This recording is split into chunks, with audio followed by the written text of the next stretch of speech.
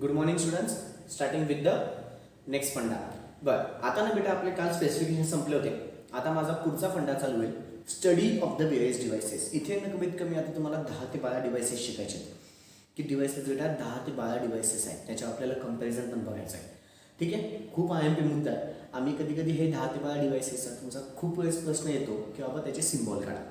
त्याचे काय काढा? सिम्बॉल. कुठलेही आम्ही डिव्हाइसेसची नावं देतो, त्यांच्या आम्ही तुला काय विचारतो? सिम्बॉल विचारतो. खूप वेळेस असा प्रश्न पडतो.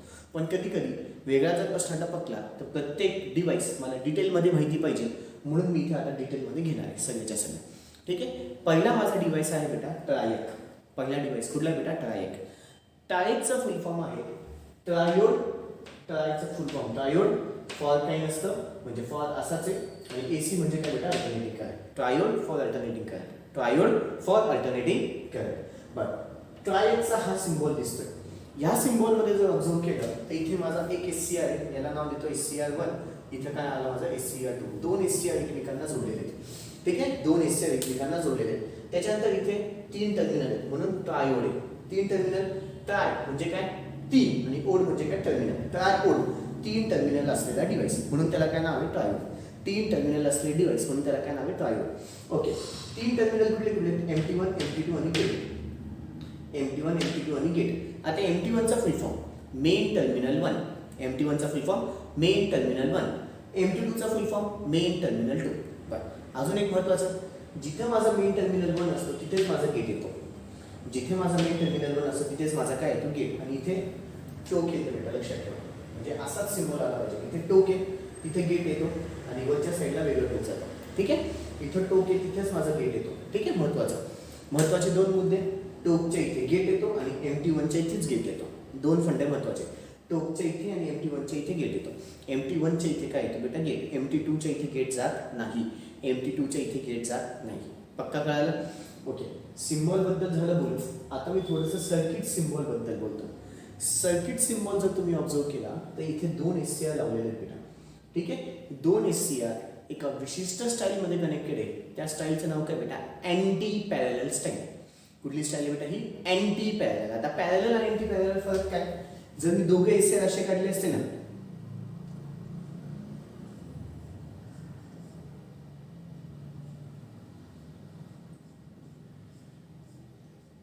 दोघे SCR सेम डायरेक्शन मध्ये, तर ते काय झालं असतं? पॅरलल. पण दोघं तसे आहेत का? एक असा आहे तर एक उलटा आहे, म्हणून त्याला काय नाव बेटा? Anti parallel style. Anti parallel का म्हटलं? कळालं? पॅरलल तर आहेत पण दोघांचे डायरेक्शन्स कसे आहेत? विरुद्ध. याच्यामुळे काय होईल? तुम्हाला आठवत असेल SCR is a unidirectional. SCR unidirection मध्ये करंट जातो, म्हणजे याच्यातून करंट इकडे जाईल आणि याच्यातून करंट इकडून जाईल, आणि दोघांचं मिळून मी काय बनवलंय? ट्रायक माझा डिव्हाइस आहे. दोघांचा मिळून काय बनवलाय? ट्रायक नावाचा डिव्हाइस आहे. त्याच्यामुळे ट्रायक मधून आता तुम्हीच मला सांगा करंट कसा जाईल? युनिडायरेक्शनल असेल का बाय डायरेक्शनल? इथून करंट इकडे, इथून करंट इकडे, म्हणजे एक डायरेक्शन ही झाली, एक डायरेक्शन ही झाली.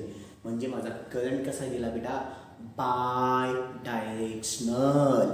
म्हणजे triac is a bidirectional device. SCR माझा युनिडायरेक्शनल होता, पण ट्रायक माझा बाय डायरेक्शनल आहे. का? तर त्याच्यामध्ये 2 SCR टपकलेले आहेत. किती SCR टपकलेत बेटा? 2. आणि ते लावलेले पण एका विशिष्ट स्टाईलने लावलेले आहेत. ती स्टाईल कुठली बेटा? अँटी पॅरलल स्टाईल आहे. कुठली स्टाईल आहे ती? अँटी पॅरलल स्टाईल आहे. त्याच्यामुळे ऑटोमॅटिकली इथे जो आहे तो करंट माझा दोघी डायरेक्शनने जातो. ठीक आहे, पुन्हा एकदा याच्यामध्ये महत्त्वाचा मुद्दा, MT1च्या इथे गेट येतो, MT1च्या इथे गेट येतो, आणि टोकाला इथं याच्यामध्ये 2 SCR कसे आहेत? अँटी पॅरलल स्टाईलने आहेत. ठीक आहे, आणि करंट कसा फ्लो होतो? बाय डायरेक्शनल फ्लो होतो. करंट कसा फ्लो होतो? Bidirectional. ही काय झाली त्याची VI कॅरेक्टरिस्टिक्स. कधी कधी विचारले जाते 2 मार्कासाठी, डिटेलमध्ये येत नाही. पुढचं त्याचे ॲडव्हान्टेजेस, डिसॲडव्हान्टेजेस. आता ॲडव्हान्टेजेस सांगतो सगळ्यात पहिले. ठीक आहे, बरं आधी जनरल पॉईंट्समध्ये काय सांगायचं आहे की SCR असा डिव्हाइस आहे ज्याच्यामध्ये 3 टर्मिनल आहेत. ट्रायोड आहे म्हणून 3 टर्मिनलचा डिव्हाइस आहे. कुठले कुठले? MT1, MT2 आणि गेट. MT1 काय? Main terminal 1. MT2 काय? Main terminal 2. गेट. गेट हा नेहमी MT1च्या जवळच लावलेला असतो. त्याच्यानंतर सर्किट सिम्बॉलमध्ये काय दिसतंय की याच्यामध्ये 2 SCR जोडलेले आहेत. ते कुठल्या स्टाईलमध्ये? अँटी पॅरलल स्टाईलमध्ये. त्याच्यामुळे करंट माझा दोघी डायरेक्शनमध्ये फ्लो होईल, म्हणून ट्रायक हा माझा डिव्हाइस बाय डायरेक्शनमध्ये करंट फ्लो होतो. ठीक आहे, पुढचा मुद्दा, जर याच्यामध्ये करंट माझा बाय डायरेक्शनमध्ये फ्लो होतोय, ॲडव्हान्टेजेस सांगतो बेटा. करंट जर माझा बाय डायरेक्शनमध्ये फ्लो होतोय त्याच्यामुळे पॉवर इथे कंट्रोल केली जाते. कशी बेटा? In both the half cycle. Positive half सायकलला पण कंट्रोल होईल, निगेटिव्ह हाफ सायकलला पण पॉवर म्हणजे कंट्रोल होईल. ठीक आहे, पॉवर कंट्रोल दोघी साईडला होते, पॉझिटिव्ह हाफ सायकलला पण निगेटिव्ह हाफ सायकलला पण. SCR मध्ये फक्त एका हाफ सायकलला कंट्रोल व्हायची. आठवते, SCR मध्ये फक्त एका हाफ सायकलला कंट्रोल व्हायची, इथे दोघी हाफ सायकलला कंट्रोल होते. त्याच्यानंतर तुम्हाला आठवतंय तिकडे फक्त SCR मध्ये आपण गेट करंट फक्त पॉझिटिव्ह अप्लाय करत होतो, इथे नाही. इथे माझा गेट करंट पॉझिटिव्ह पण चालेल, निगेटिव्ह पण चालेल, SCRला ऑन करण्यासाठी किंवा ट्रायकला ऑन करण्यासाठी. बेसिकली असं म्हणू, ट्रायकला ऑन करण्यासाठी माझा गेट करंट पॉझिटिव्ह पण चालेल, निगेटिव्ह पण चालेल. का? बाय डायरेक्ट चालेल, कुठलाही करंट आहे तरी पण माझा ट्रायक का होणार बेटा? ऑन होणार आहे. दुसरा महत्त्वाचा मुद्दा. तिसरा, इथे जी पॉवर कंट्रोल करते त्याच्यामुळे माझं फॅन मोटर हे जळण्याचे चान्सेस खूप कमी असतात. ठीक आहे. पुढचा मुद्दा, याच्यामध्ये बेटा सिंगल हीट सिंक असतं. हीट सिंक म्हणजे काय? हा हीट जास्तीत जास्त ॲब्झॉर्ब करतो म्हणून त्याला सिंगल लेयर्स फक्त असतो. कशाचा? हीटचा. हीटचा म्हणजे कुठला? ब्लॅक लेअर वापरतो बेटा आपण. ठीक आहे, काळा कलर म्हणतो, तो काळा कलरचा लेअर एकच असतो म्हणून त्याला काय नाव? Heat conserve single heat sink. पुढचा मुद्दा, इथे ना बेटा डायोड मला लावायची गरज पडत नाही प्रोटेक्शनसाठी. SCR मध्ये आपल्याला फ्यूज लावायची गरज पडत होती बेटा, आठवत आहे? इथे तुम्हाला डायोड लावायची गरज नाही आहे. डायोड लावायची गरज नाही. कशासाठी? प्रोटेक्शनसाठी. तो प्रोटेक्शन ऑटोमॅटिकली स्वतः प्रोटेक्शन करू शकतो. कोण? ट्रायक. ट्रायक स्वतःचं प्रोटेक्शन करू शकतं. पुन्हा एकदा काय काय सांगितलं बेटा ॲडव्हान्टेजेस? पहिला ॲडव्हान्टेज, ट्रायक हा एक बायडायरेक्शनल डिव्हाइस आहे म्हणून पॉवरचा फ्लो दोघी साईडला माझा positive half cycle, negative half cycle दोघी हाफ सायकलमध्ये कंट्रोल होतो. पुढचं, इथे जो आहे ट्रायकमध्ये ऑन होताना मला गेट करंट पॉझिटिव्ह पण चालेल, निगेटिव्ह पण चालेल. पुढचं, इथे जे पॉवर आहे ती पॉवर कंट्रोल केल्यामुळे म्हणजे फॅन मोटर डॅमेज होत नाही. सिंगल हीट सिंक लागतं. प्रोटेक्शनसाठी मला डायोडची गरज नाही. प्रोटेक्शनसाठी मला डायोडची गरज नाही. प्रोटेक्शनसाठी मला डायोडची गरज नाही. डिसॲडव्हान्टेजेस. डिसॲडव्हान्टेजेसमध्ये काय बेटा? याला ना कंट्रोल रेक्टिफायर म्हणून वापरता येईल. रेक्टिफायर AC to DC म्हणजे याला कंट्रोल रेक्टिफायर म्हणून वापरता येणार नाही. पुढचं, ट्रिगरिंग सर्किट मला एकदम केअरफुली डिझाईन करावं लागतं. ट्रिगरिंग सर्किट म्हणजे काय? याला जे ऑन करण्याचं सर्किट आहे म्हणजे ट्रायकला जे ऑन करण्याचं सर्किट लागतं, ट्रायकला जे ऑन करण्यासाठी जे सर्किट लागतं, ट्रायकला जे ऑन करण्यासाठी सर्किट लागतं ते मला डिझाईन केअरफुली करावं लागतं. नाहीतर ते ट्रायकला काय करून टाकेल? हार्म करून टाकेल. तो ट्रायकला काय करेल? हार्म म्हणजे काय? डॅमेज करून टाकेल. पुढचं, पॉवर रेटिंग जी असते बेटा ट्रायकची ही कमी आहे कोणापेक्षा? SCR पेक्षा. पॉवर रेटिंग ट्रायकची कमी आहे कोणापेक्षा? SCR पेक्षा. पुढचं, याला ना बेटा ट्रायकला फक्त आणि फक्त रेजिस्टिव्ह लोडसाठी चांगल्या प्रकारे काम करेल पण इंडक्टिव्ह लोडसाठी हा काम करू शकत नाही चांगल्या प्रकारे. ठीक आहे, हाय पॉवर येते इंडक्टिव्ह आलं म्हणजे हाय पॉवर आली, जास्त पॉवर याला सहन होत नाही म्हणून इंडक्टिव्ह लोडसाठी चांगल्यापैकी काम करू शकत नाही. हे त्याचे काय झाले? डिसॲडव्हान्टेजेस. हे त्याचे काय झाले? डिसॲडव्हान्टेजेस. पुन्हा एकदा, कंट्रोल रेक्टिफायर म्हणून वापरू शकत नाही. ट्रिगरिंग सर्किट जो को आहे त्याला डिझाईन केअरफुली करावं लागतं. पुढे, पॉवर रेटिंग कमी असते SCR पेक्षा. आणि शेवटचं, रेजिस्टिव्ह लोडसाठी हा चांगल्या प्रकारे काम करेल पण इंडक्टिव्ह लोडसाठी चांगल्या प्रकारे काम करणार नाही. कळालं बेटा? चल, आता काय करायचं आहे? आधी हेडिंग टाका, study of the various devices.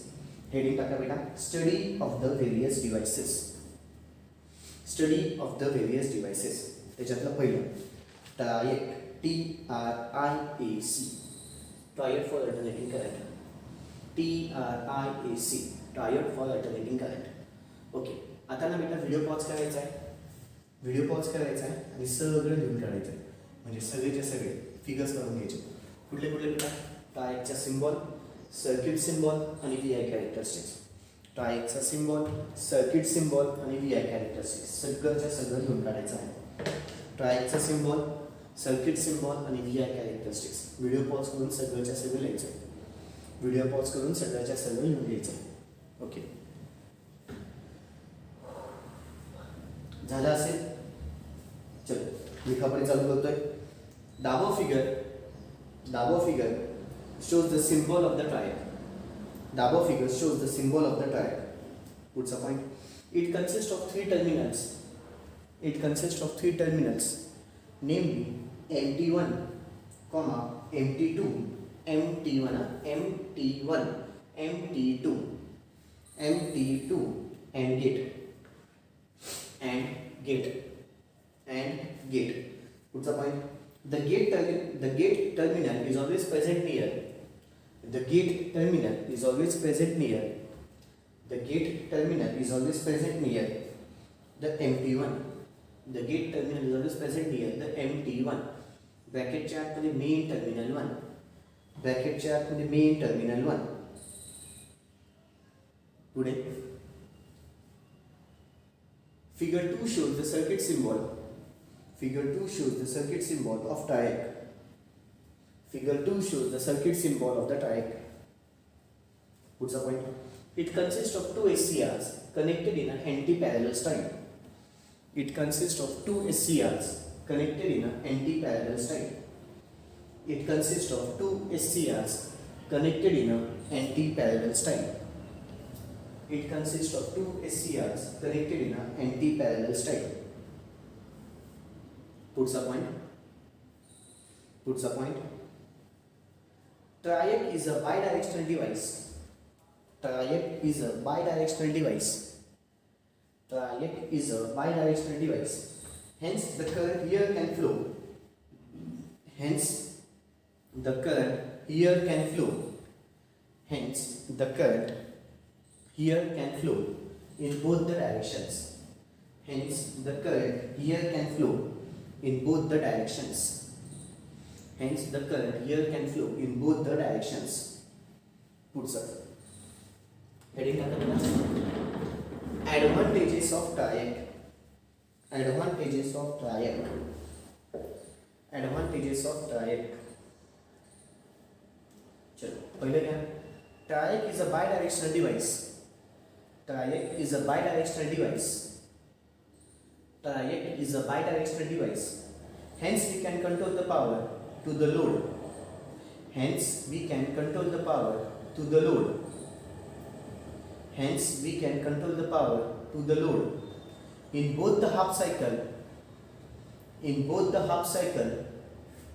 In both the half cycle of the AC supply. In both the half cycle of the AC supply. In both the half cycle of the AC supply. What's the point? What's the point? We can turn on the triac. We can turn on the triac. We can turn on the triac by using positive as well as negative gate current. By using positive as well as negative gate current. Positive as well as negative gate current. What's the point? The power delivered to the AC load, such as the power delivered to the AC load, such as what's the point, beta? The power delivered to the AC load, such as fan, motor, here can be controlled. The power delivered to the AC load, such as fan, motor, here can be controlled. What's the point? It requires single heat sink. It requires single heat sink. It requires single heat sink. What's the point? It is not necessary to use the protection diode. It is not necessary to use the protection diode. It is not necessary to use the protection diode across the triac. Across the triac. Okay. Advantages झाले. आता काय लिहायचं बेटा? Disadvantages of triac. लिहून घ्या. Disadvantages of triac. पहिलं, we cannot use it as a control rectifier. We cannot use it as a control rectifier. What's the point? Triggering circuit here should be designed carefully. Triggering circuit here should be designed carefully. What's the point? The power rating here is lower than the SCR. The power rating here is lower than the SCR. The power rating here is lower than the SCR. What's the point? It is suitable only for the resistive load. It is suitable only for the resistive load. It is suitable only for the resistive load and not suitable for controlling the power and not suitable for controlling the power and not suitable for controlling the power of high inductive load and not suitable for controlling the power of high inductive load. बरं आता advantages झाले, disadvantage झाले.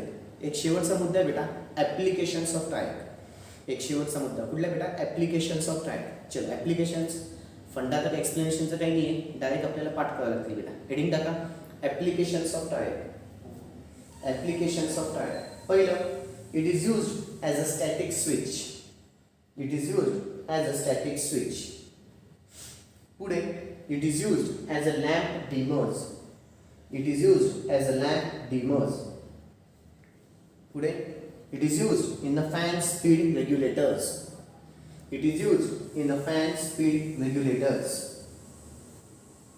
पुढचं it is used as a AC voltage stabilizer. It is used as a AC voltage stabilizer. It is used as a काय बेटा AC voltage stabilizer. Okay लक्ष इकडे इथे तुमचा सगळा पहिला डिव्हाइस संपलाय तो म्हणजे कुठला बेटा ट्रायक. तो म्हणजे कुठला आहे ट्रायक. ट्रायक सगळं संपलंय ठीक आहे. त्याच्या आपण काय ट्रायक सिम्बॉल बघितला, circuit symbol, VI characteristics, general statements बघितले आपण त्याच्यानंतर ॲडव्हान्टेजेस, डिसॲडव्हान्टेजेस आणि त्याचे ॲप्लिकेशन्स. ठीक आहे. उद्यापासून माझा वेगळा डिव्हाइस चालू होईल बेटा. ठीक आहे. ओके बच्चा लो दॅट्स ऑल. बाकीचं उद्या. थँक्यू. Good day.